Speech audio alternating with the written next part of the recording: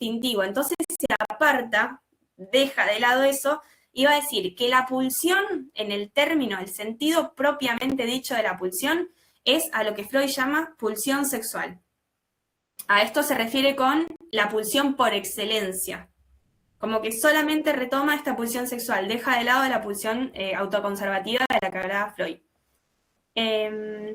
Hace esta aclaración de que no pretende mantenerse fiel a todo lo que Freud haya podido decir, y va a decir, es la sexualidad la que representa el modelo de toda pulsión, y probablemente la única pulsión en el verdadero sentido del término. Justamente esto, no agarra el dualismo, sino que solamente de la teoría de Freud agarra la pulsión que es sexual. Acá tenemos la pulsión, que siempre es una medida de exigencia de trabajo para la psique. Siempre la pulsión va a poner a trabajar, a formular a la psique, al psiquismo, y es una fuente de estímulos intrasomáticos en continuo fluir. A mí me gusta agarrar el concepto como lo da el autor y de ahí ir desglosando como las partes, lo mismo que hice con Palacios. Entonces, por ejemplo, si hablamos de fuente de estímulos intrasomáticos en continuo fluir, la noción de pulsión misma, tenemos la fuente, que ya sería una de las características. Otra de las características es la presión. La presión es lo que Freud llamaba fuerza. O sea, está retomando el mismo elemento de la pulsión, solamente que reformula el nombre. No se hagan tanto quilombo con eso. ¿Qué va a decir entonces de la presión o la fuerza? Sí, Abril. Yo quiero consultar porque no vi en el texto que como que defina la pulsión. ¿Está bien si yo lo agarro del diccionario de psicoanálisis a la definición de pulsión? Sí, el de Laplanche y Pontalis, sí, perfecto. Sí. Ah, gracias. Yo lo puse porque me parece que si hablamos de características de la pulsión, primero tenemos que definir qué es pulsión. Pero me lo aprendí de memoria ya porque de tantas veces que lo vemos en la carrera. Yo justo iba a hacer esa pregunta. Más que nada en este texto, porque yo también tengo el diccionario. Sí. En el diccionario, por lo que tengo entendido, da las dos definiciones, ¿no? Lo que es para Freud y lo que es para Laplanche, ¿no? Porque al fin y al cabo Laplanche es el que escribe el diccionario. La verdad no lo sé porque el año pasado nosotros no veíamos a Laplanche en Evolutiva 1. No te puedo contestar eso. Ok, listo. Genial. Nosotros veíamos 3 ensayos y cuando vimos con Martu la reformulación del programa este año dijimos, ¿qué pasó? Y nos tuvimos que poner a trabajar con Laplanche, que es más complicado todavía que Freud. Entonces, las 4 características de la pulsión. Tenemos la presión, que viene a ser lo que Freud llamaba fuerza, que es el motor de la pulsión, esa medida de exigencia de la que hablaba antes, que algo muy importante es este detalle de que es un trabajo constante. Por eso Laplanche va a decir que es el factor económico de la pulsión. Económico siempre tiene que ver con la cantidad, con el quantum. Entonces, que sea constante ya plantea una división al instinto. ¿Se acuerdan que en 3 ensayos de Freud él hacía la distinción entre pulsión e instinto? Laplanche también retoma eso, pero no tan esquemático como lo hacía Freud. Entonces va a decir, al ser la presión, la fuerza, algo constante, una medida de exigencia constante, se va a diferenciar de el instinto, que no es constante, sino que tiene etapas. Y esto yo lo pensé burdamente con los animales, por ejemplo. Los animales tienen ciertas etapas, ciertos periodos de celo, por ejemplo. En cambio, lo que nos diferencia de los animales es justamente que la pulsión es algo que se da constante. La segunda característica también es el fin, que es lo que Freud llamaba meta. La meta, siempre, de la pulsión va a ser la satisfacción. Es el acto hacia el cual tiende la pulsión. Esa satisfacción, que va a ser parcial, es el apaciguamiento de una tensión. Yo la verdad que lo leo y me lo aprendí así tal cual como lo dicen los autores, pero bueno, lo pueden ir desglosando justamente de la noción central de pulsión, del concepto mismo pueden ir desglosando. Es una fuente de estímulos intrasomáticos que está en continuo fluir, eso hace referencia a la fuerza, al factor económico que es constante. La meta va a ser siempre la satisfacción, y a esa meta, a esa satisfacción, se va a llegar mediante el objeto. ese objeto, una característica importante que le da la planche es que es un objeto contingente. ¿Qué significa que es contingente? Que basta con que posea los rasgos suficientes para generar esa meta. ¿Qué significa? Que el objeto puede ser un objeto parcial, no tiene que ser una persona completa, puede ser solamente una zona, que eso también se relaciona con la zona erógena.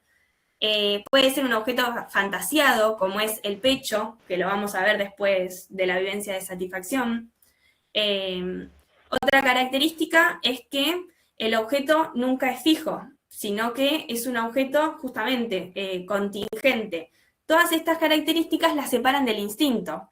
En el instinto tenemos una meta fija, que va a ser siempre la reproducción. En la pulsión sabemos que eso puede que no pase.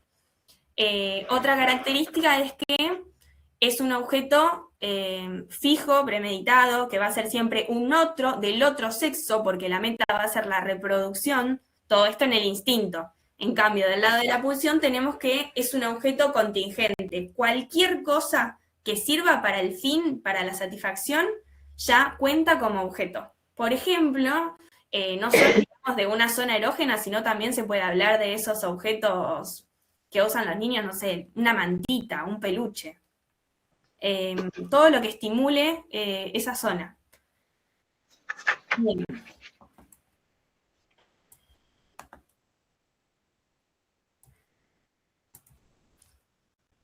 Todo esto se relaciona también con que retoma la noción de concepción popular de Freud. No sé si se acuerdan que Freud, al hablar de la pulsión separada o contrapuesta del instinto, habla de que la concepción popular, o sea, lo que la gente dice o piensa de la sexualidad, se asemeja más a una noción instintiva que al concepto que plantea él de pulsión. Y tiene que ver con todo esto que venimos diciendo, que para la gente, la concepción popular, o sea, lo que la gente dice que es que la sexualidad arranca en la adolescencia, que tiene que ver con ese gustar de un otro, con la reproducción, y sabemos que Freud plantea, por ejemplo, la pulsión ya infantil, la sexualidad infantil. Entonces esto lo aleja por completo del instinto y lo aleja, por lo tanto, de esa concepción popular, de lo que cree la gente.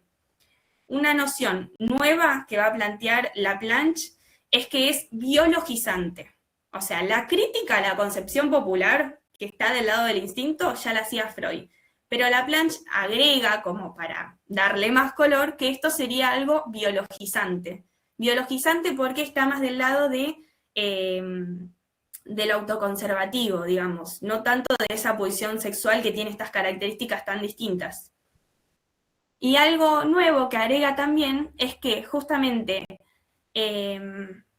cuando toma las perversiones de Freud, que perversión es todo lo que se aleja de lo normativo, va a decir, al final todas esas excepciones que podemos pensar en la sexualidad como norma, como instintivo, terminan siendo tantas que esa perversión se termina siendo norma. Es un trabalenguas. Es complicado, pero en realidad tiene que ver con un pasaje de pensar si todo lo que es, exactamente, la excepción es la regla, tal cual. Si todo lo que se desvía es perversión, y nosotros estamos hablando de un postulado de sexualidad infantil, que se va a desviar siempre de esa noción instintiva, al final terminamos hablando de sexualidad pervertida. Ya eso termina siendo parte de la norma. Cae esa concepción biologizante, cae esa norma biológica, y la norma ahora pasa a ser, por ejemplo, la sexualidad infantil.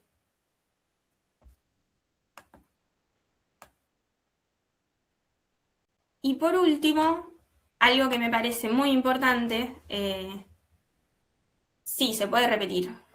Igual acuérdense que esto está grabado en el video del canal Avanzamos Todos de la Jaureche, que lo explico mucho mejor, o sea, mucho mejor, re humilde, lo explico más desarrollado. Ahora tengo que ir muy rápido porque al ser preparcial damos muchos textos, pero en realidad ahí di más lugar a dudas, yo creo que está mejor desarrollado. ¿Dónde está? Perdón. En el canal de YouTube de la Jaureche Avanzamos Todos, igual si quieren ahora lo paso el link. Pero igualmente, retomo. Entonces, Gracias. Laplanche habla de, sí, vamos a ver el texto de Ana Freud. Laplanche habla de, retoma esta noción de perversión de Freud. La perversión es todo lo que no coincide con lo normativo. Lo normativo tiene que ver con estas características del instinto, que tiene un objeto fijo, predeterminado, que se da en la adolescencia, que tiene que ver con un otro de otro sexo, que tiene como fin la reproducción, todas características que tienen que ver con el instinto, que se relaciona con esa noción de la concepción popular, de lo que la gente cree. Freud y Laplanche, que lo retoma, se distinguen por completo de eso, van a plantear la noción de pulsión como algo novedoso, que está en contraposición con todo eso, por eso habla de un objeto contingente, que no es fijo, no es predeterminado, que la sexualidad no arranca en la adolescencia, sino que arranca ya en la infancia.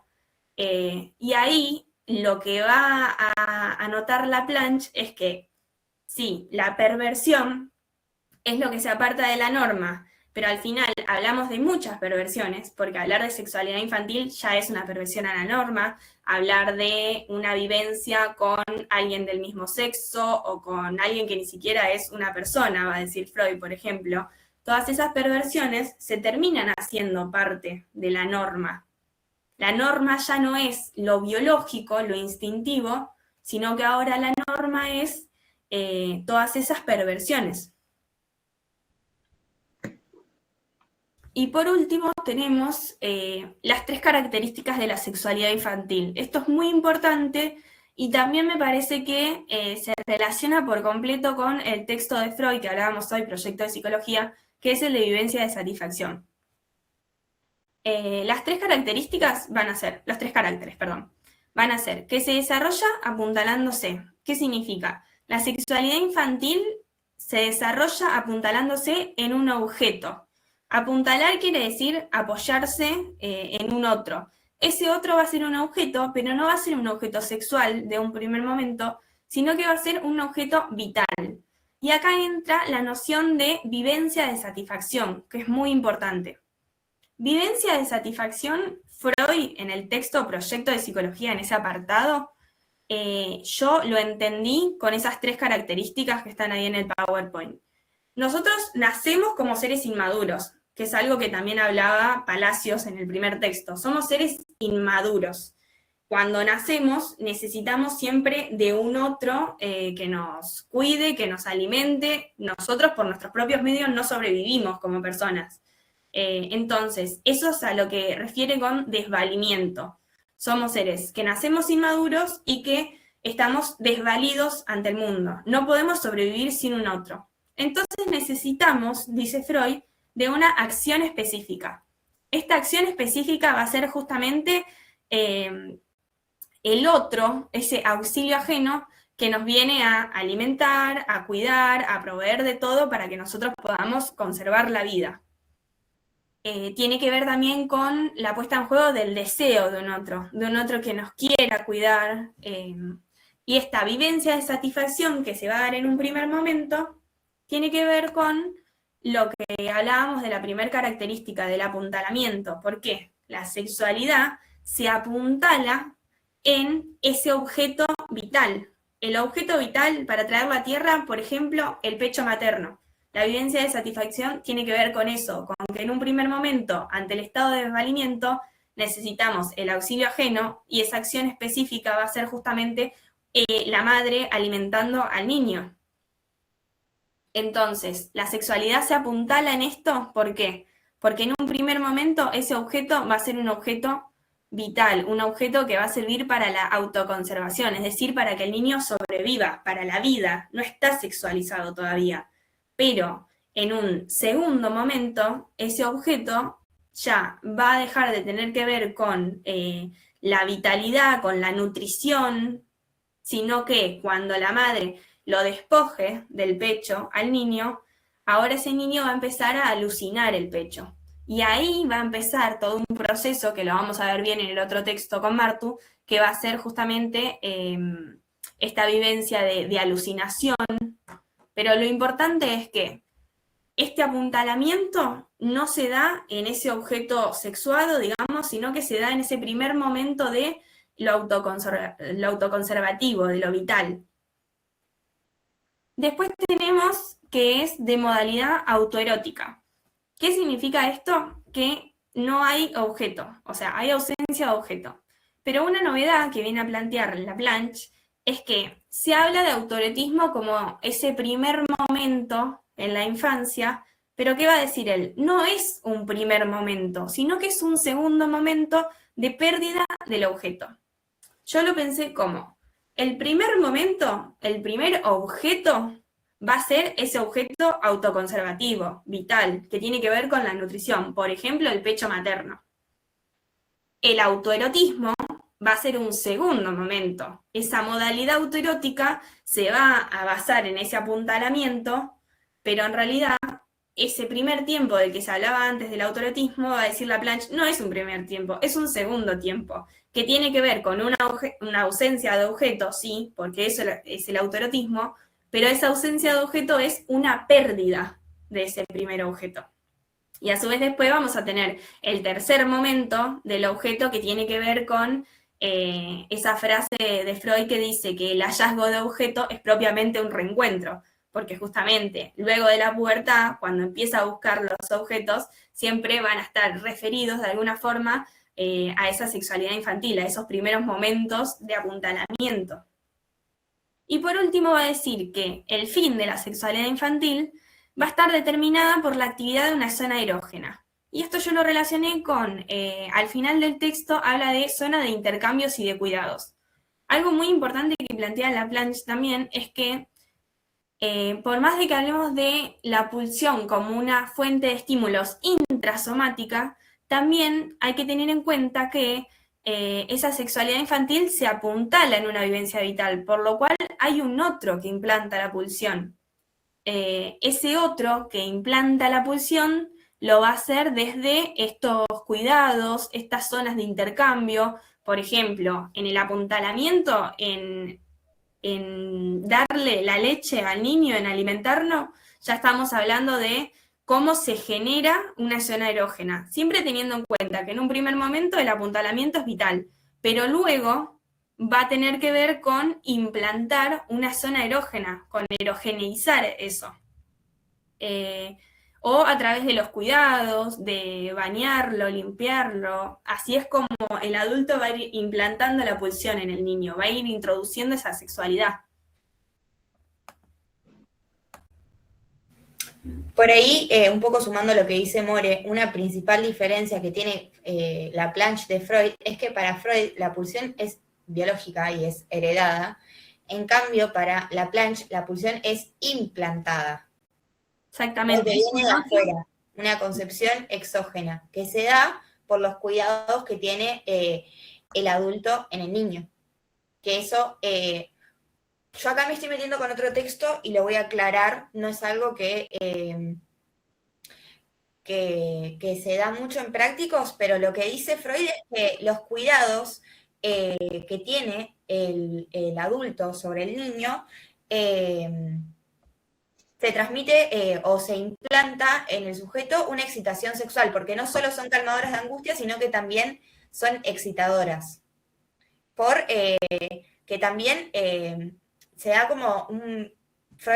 Laplanche va a decir, en estos cuidados que el adulto le da al niño, le transmite un mensaje que viene del inconsciente del adulto, que es desconocido por el adulto y por el niño también. Claro, los mensajes enigmáticos. Los mensajes enigmáticos. Nos estamos metiendo con temas de teóricos igual, pero para que entiendan por qué para Laplanche la pulsión es exógena y no es del interior. O sea, sí, va a operar desde el interior, porque va a ser implantada, pero Exacto. por un otro, no por algo que venga a priori desde lo biológico.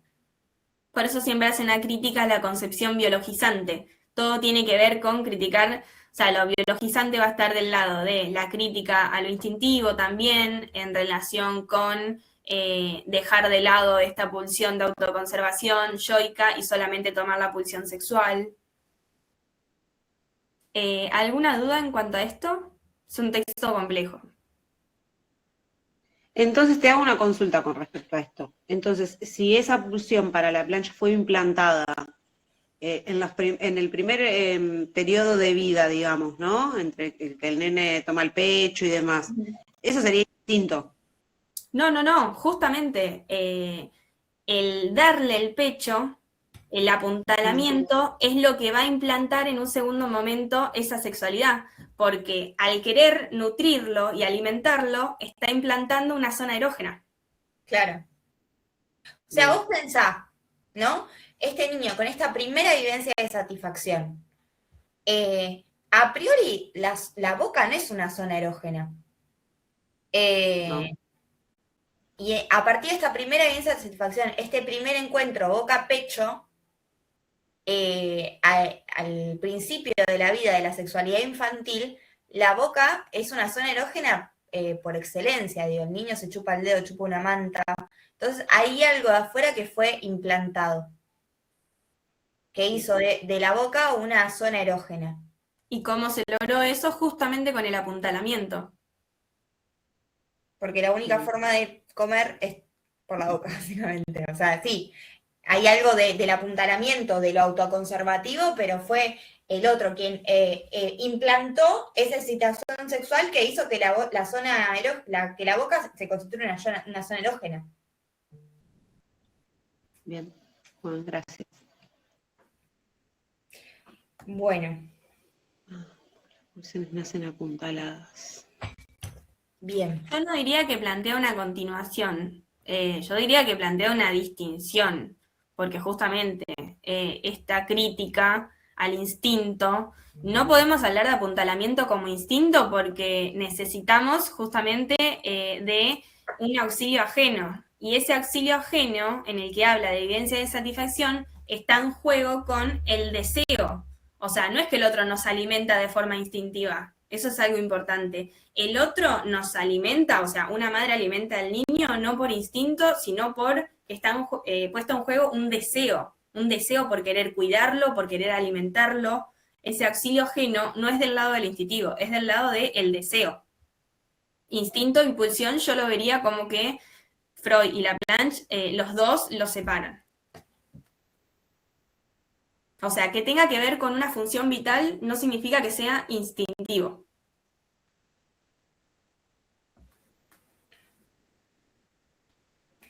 Bueno. Ya estamos con ese texto, ¿no? Sí. Bien.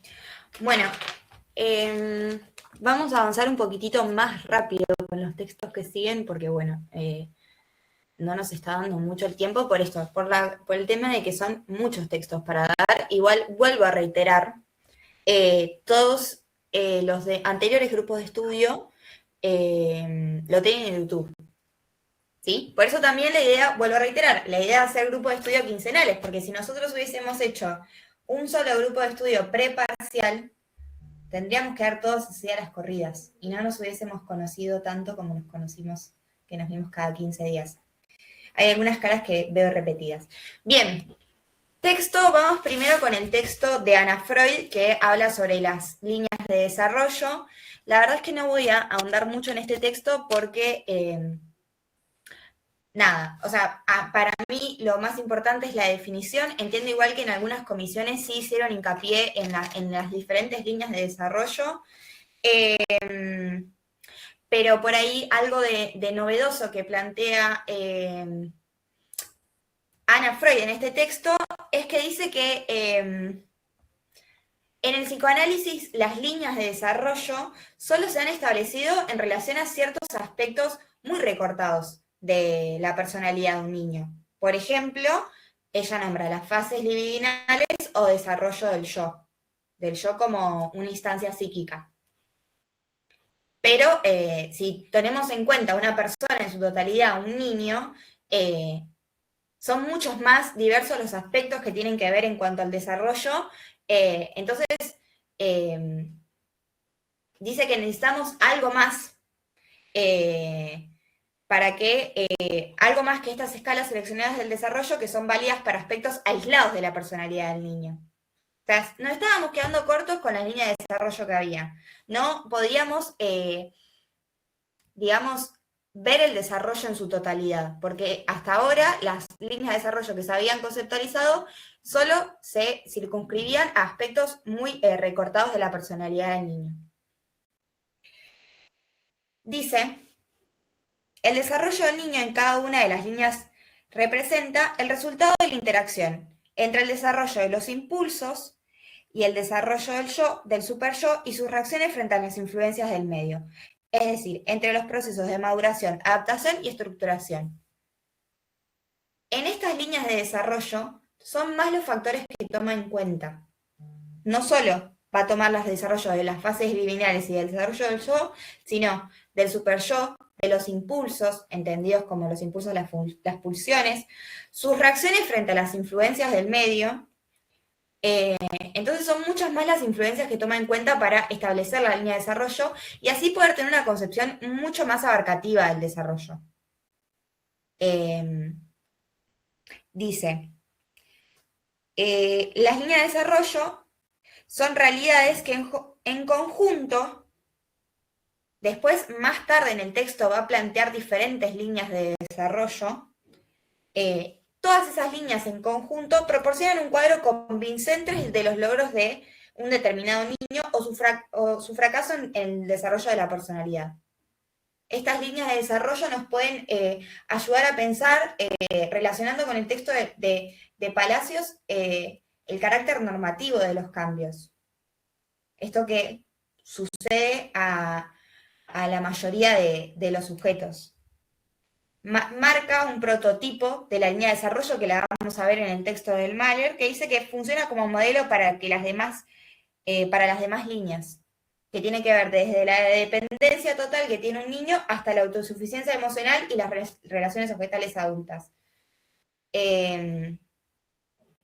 Entonces, lo que plantea Anna Freud en este texto es que el psicoanálisis solo se centró en aspectos muy recortados de la personalidad del niño y estableció líneas de desarrollo sobre eso, pero que esto no nos proporciona una mirada integradora de todo el desarrollo del niño. Podríamos pensar como si solo nos concentrásemos en el infante observado, en el desarrollo de las aptitudes. Para nada nos da una línea de desarrollo abarcativa de la totalidad del desarrollo del niño. Vuelvo más atrás, lo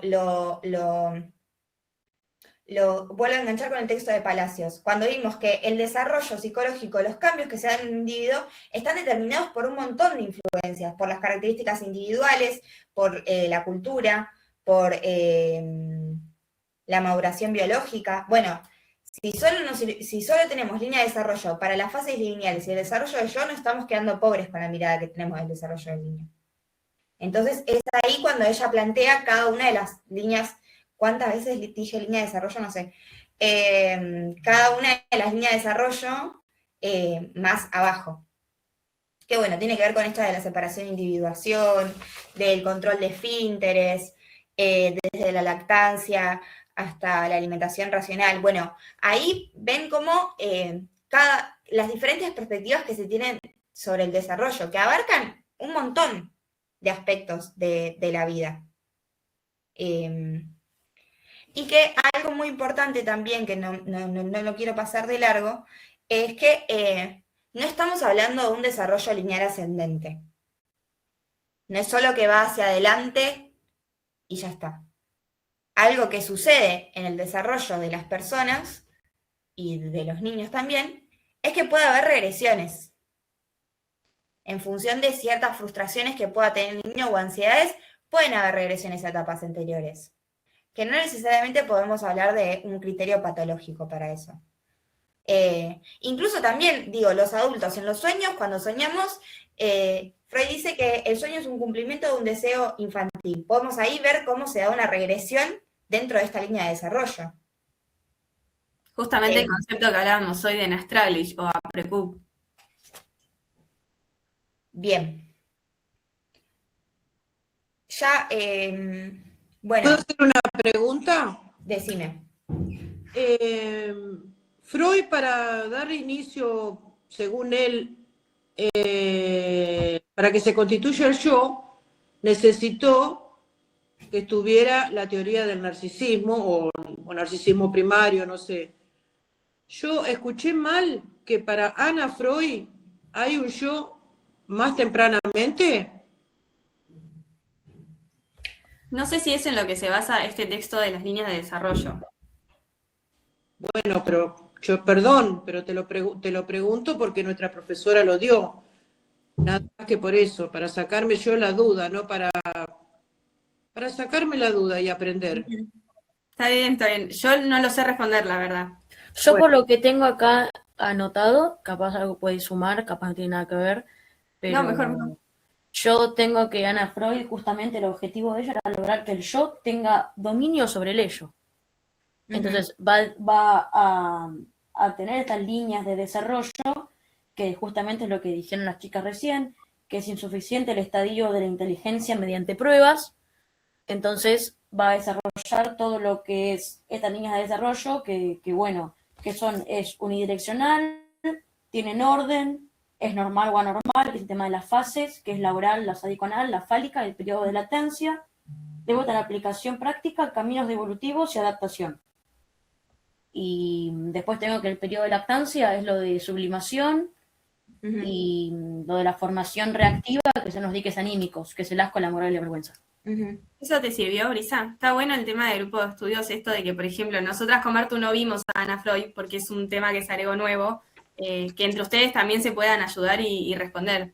Lo que yo tengo de Ana Freud es eso, si quieren paso por el grupo foto de mis apuntes, capaz alguien le puede ayudar, porque lo tengo también muy resumido acá, porque no sé muy bien de todo, te dirá que claramente no estudien de esto, pero busquen las definiciones de cada cosa y capaz les ayudan capaz a ordenarse un poco más. Lo importante Ahora es lo que paso si quieren. es el concepto de líneas de desarrollo y en función de eso los distintos ejemplos de línea de desarrollo que da. Y dar cuenta de cómo no sé cuántas veces dije desarrollo ya, pero cómo ese desarrollo se da en una encrucijada de un montón de aspectos de la vida del niño, que hasta en su momento el psicoanálisis no estaba prestando atención. No te sabría responder, Brisa, desde mi lado. Yo no te voy a responder algo que no me siento segura, porque entiendo también que estoy en una posición de responsabilidad y yo eso no lo encontré en el texto. Entonces no te sabría responder. Si tu profesora te dijo eso, confía en lo que te dijo tu profesora. Eso es lo único que tengo para responderte. Y bueno, también mis disculpas por no saber responderte, pero bueno, tanto More como yo, nos encontramos con una serie de dificultades porque de repente vimos que el programa cambió abismalmente, lo cual no lo entiendo porque a mi gusto era más lindo el programa anterior. Pero bueno, nada. Lo importante de este texto, no sé si es tanto la constitución del yo y cuándo se da eso, sino el concepto de líneas de desarrollo. Bien. Sí, Aldi, decime. Ay, no te escucho. ¿Soy la única que no la escucha? No, no se escucha. No se escucha. No.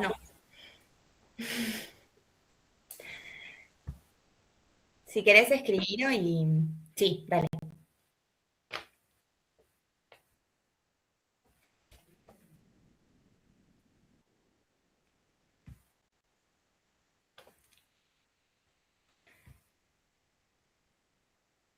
Por ahí está haciendo referencia al texto de Klein.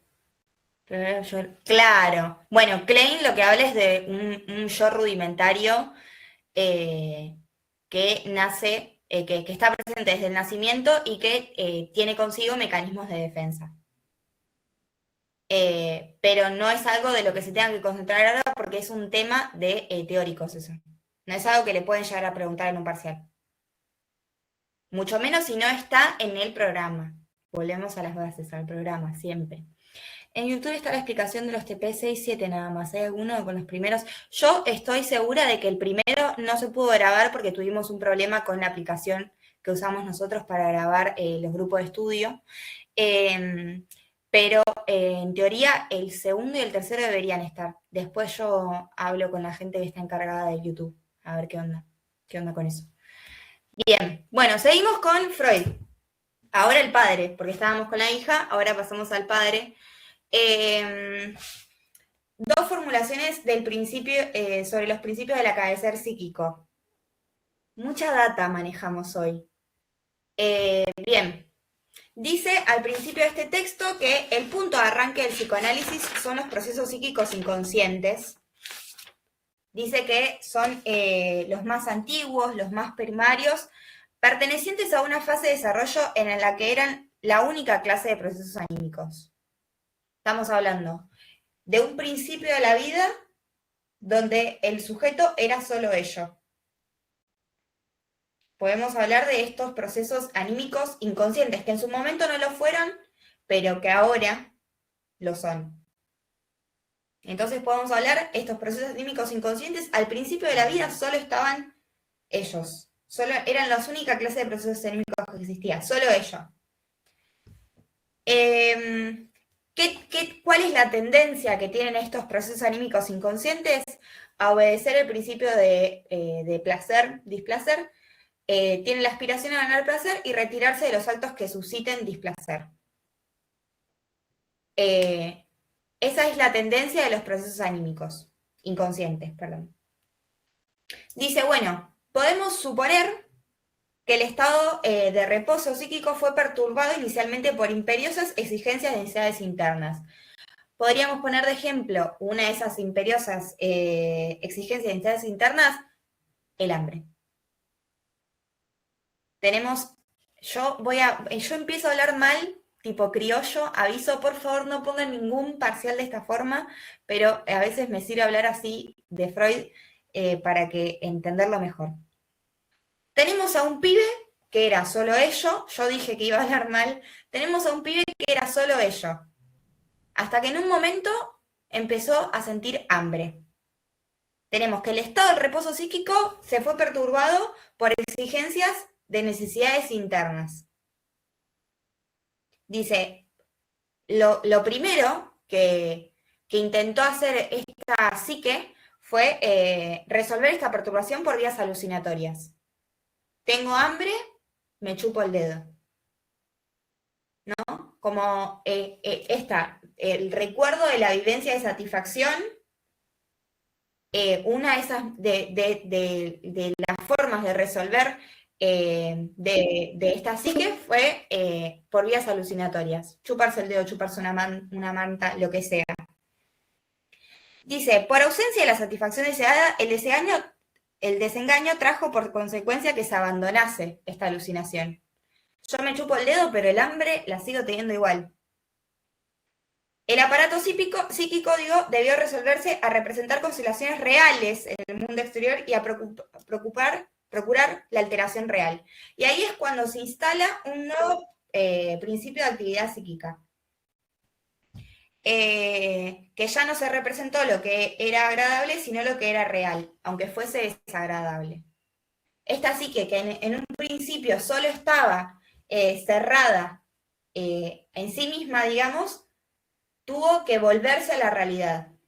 Podríamos pensar esto como el llanto de un niño, ¿no? En el sentido de, como bueno, volverse a la realidad. Llanto primero como una vía para descargar esta excitación y también ese llanto que posteriormente va a traer al pecho de la madre que finalmente le proveerá alimento. Bueno, dice que la instalación del proceso del principio de realidad trajo consecuencias para el aparato psíquico. Los nuevos requerimientos obligaron una serie de adaptaciones del aparato psíquico. Dice, al aumentar la importancia de la realidad exterior, cobró relieve también los órganos sensoriales, dirigidos al mundo exterior.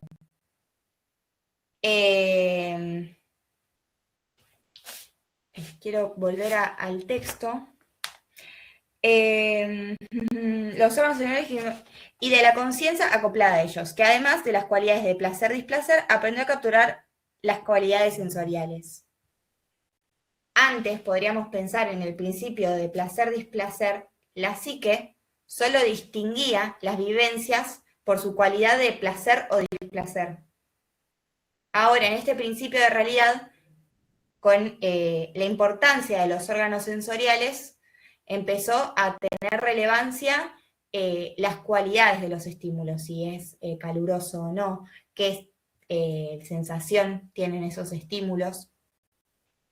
Y ahora dice, se instituyó una función particular que es la de la atención, para explorar periódicamente ese mundo exterior que va, que está en el que se encuentra el individuo, digamos. Dice que también otra de las consecuencias que trajo, dice, la descarga motriz, que durante el imperio del principio de placer había servido para aligerar de aumentos de estímulo al aparato anímico y desempeñar esta tarea mediante inervaciones enviadas al interior del cuerpo, recibió una función nueva, se mudó en acción.